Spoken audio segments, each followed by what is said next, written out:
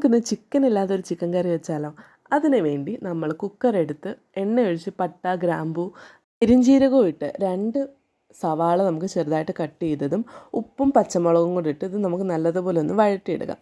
വഴണ്ട് വരുമ്പോൾ ഇതിനകത്ത് മസാലകളായ മുളക് പൊടി, മഞ്ഞൾപ്പൊടി, നമ്മുടെ ചിക്കൻ മസാലയും കൂടി ഇട്ട് നമുക്കൊന്നുകൂടെ അത് പച്ചമണം പോകുന്ന വരെ ഒന്ന് വഴറ്റിയെടുക്കാം.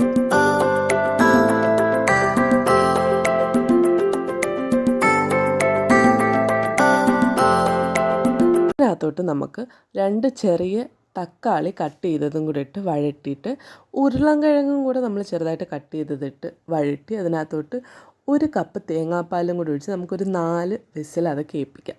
4 വിസിൽ വെന്ത് കഴിയുമ്പോൾ നമ്മുടെ അടിപൊളി ചിക്കൻ ഇല്ലാത്ത ചിക്കൻ കറി ഇവിടെ റെഡി ആയിട്ടുണ്ട്.